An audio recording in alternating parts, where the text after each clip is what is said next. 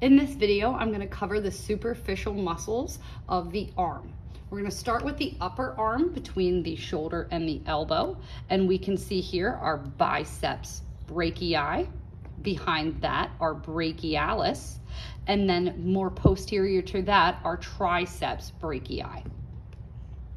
Working our way down to the forearm between the elbow and the wrist, we're going to start with a large muscle that's coming on the lateral side of the arm, our brachioradialis. So this muscle is going to run down the radius, which is on the thumb side of the arm, from the upper arm to the wrist. So that is our brachioradialis.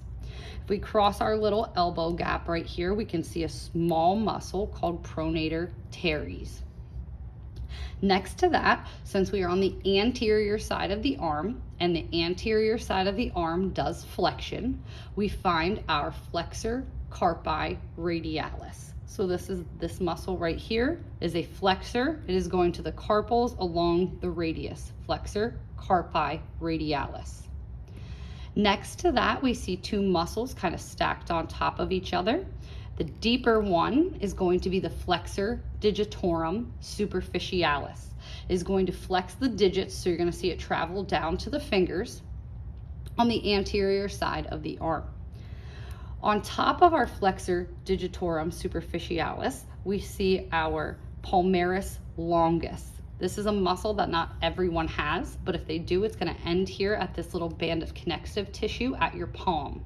So that is our palmaris longus. Moving medially from that, we find a muscle that goes again from the elbow to the wrist, this time on the pinky finger side. This is our flexor carpi ulnaris. So it flexes the wrist and the arm at the wrist on the side of the ulna.